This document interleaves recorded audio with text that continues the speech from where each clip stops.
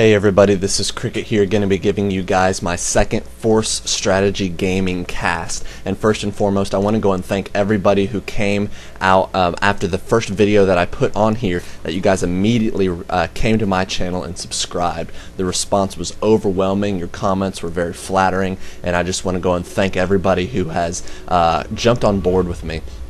And so this is going to be my second cast with Force Strategy Gaming, and I want to go ahead and kind of dwell on a little more of a strategy side over entertainment side, and this is going to be how a Zerg can respond to a Protoss going Forge FE, or Forge Fast Expand.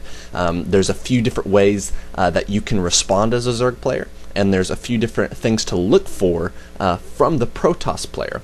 And from a Protoss perspective, there's a few different things that you can do as well. And so let's go ahead and get to the players. We have myself, Cricket, spawning in the top right position as the purple Zerg, and we have Caps Lock LOL spawning as the yellow Protoss player in the top left. And this is Shakuris Plateau. And one thing to note on this map is that he actually did it. From Caps Lock LOL's perspective, an opponent can only spawn to the right or to the bottom right. They cannot actually spawn straight across. So you see me, I'm not wasting my time with the drone coming straight across. I'm going here, and then I'm bringing my Overlord over here, because those are the only two spots on Shakuris Plateau that your opponent can spawn on. Only straight across or diagonal. So that is wasted scouting time, and he might have been able to essentially deny this hatchery, but luckily he didn't. So of course I do scout Forge FE because that is very popular on this map. So I went ahead and threw down the drone to make sure I do not get cannoned out. That is one thing that you do have to worry about. Sometimes they'll put it down here to fake a nexus or an initial nexus, and then they'll cannon you out and then build a nexus, and then it's a disaster waiting to happen right there, because then there are two bases on your one base.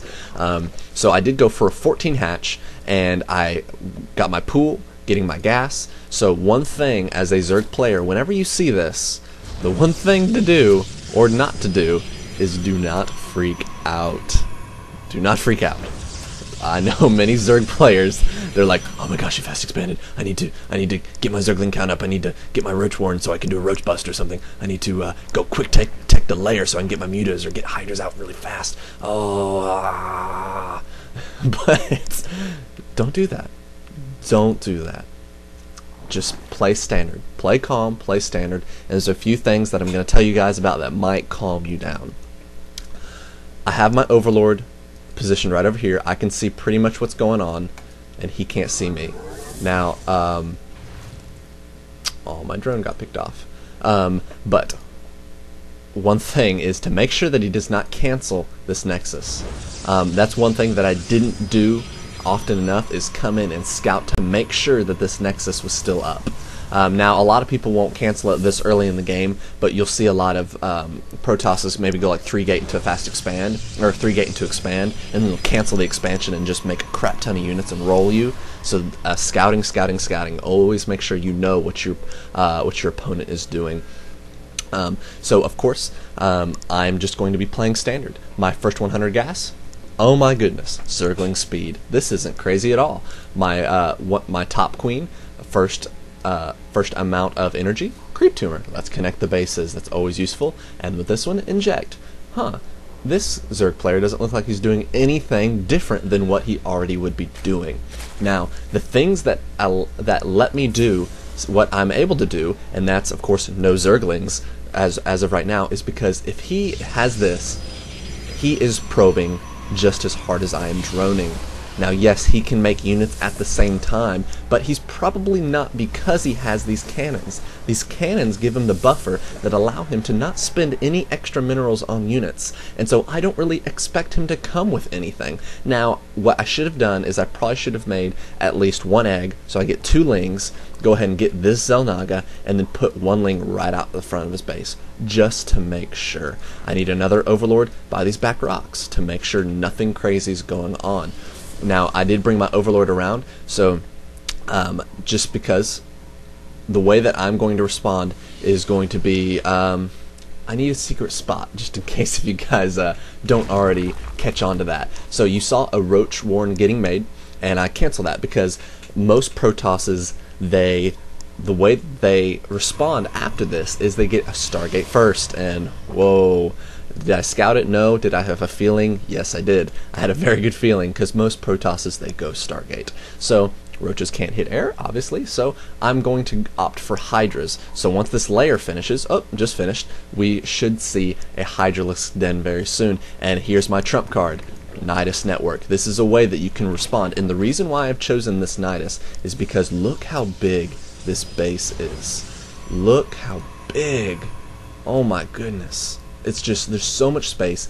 A Protoss player, if you're a Protoss player, you have to spread your junk out all over this base. You have to do whatever you can to spread out, because if you don't, they're gonna Nydus you. That was my plan all along.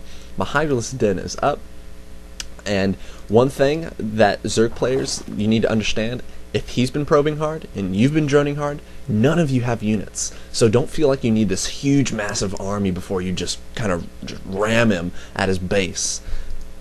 Very few units actually end up working quite well. So I'm getting 14 Lings, 3 Hydras. I'm starting to build that up. I'm running off 4 gas, and I am basically making the same amount of minerals as he is. My drone saturation is a little down, but that's because I'm starting to make units now.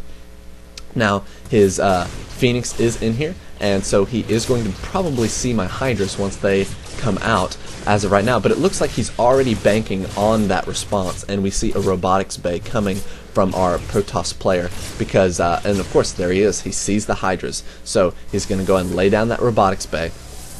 And I believe he actually did see the Nydus. Yep, he saw the Nydus. So he can expect some kind of play if he was paying attention while his Phoenix was running around. There's a lot of players that I watch the replays, and they'll completely see the trump card of the Zerg player and completely not even realize it. So that's something that might have happened. Okay, alright, Nydus is popped. Let's go ahead and have a little pause moment here. Units count. Now this is what I talked about, not needing many units. 16 Lings, 9 Hydras.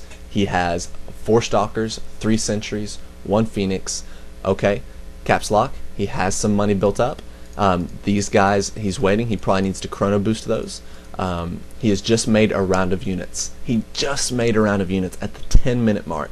Now, could he have gone a little faster with this? Yes, but he went Stargate, and now he's trying to counter my Hydras by getting Colossus. So he's getting a little bit of everything, and this is very common. A lot of Protoss players just get a little bit of everything, and that's okay as long as the Zerg doesn't Nydus, because a Zerg player often will get an early third due to this, but I have not decided to go this route, and of course we see that I do have a larger army than he does.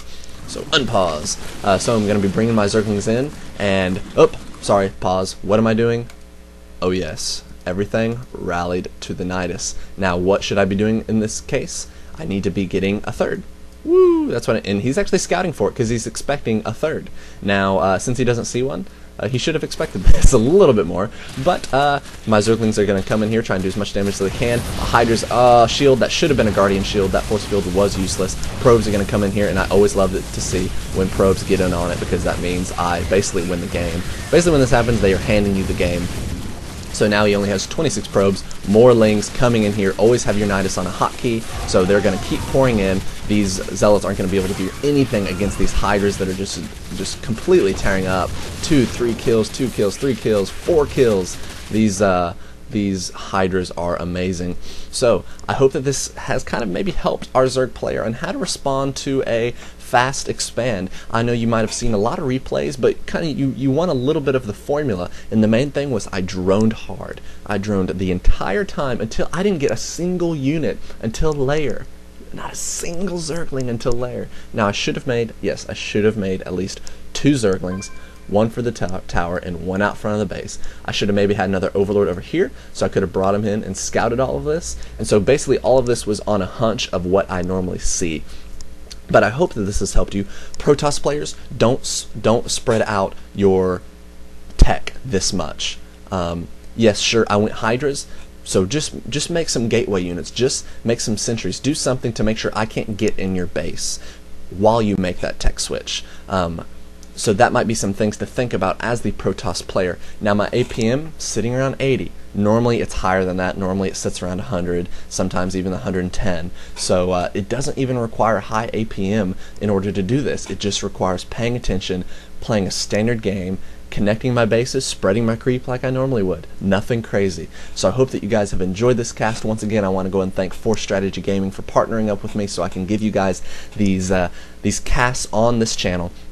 And of course, as always, I just ask if you guys like the way I cast, if you like these games, just come over to my channel, check out my channel, and subscribe if you like it, because my subscribers are awesome, and my 500 subscriber video is going to be coming up where I do a complete guitar solo over an entire replay. So that is coming up, but I want to go and thank all you guys for watching this, and this is Cricket. I'm out.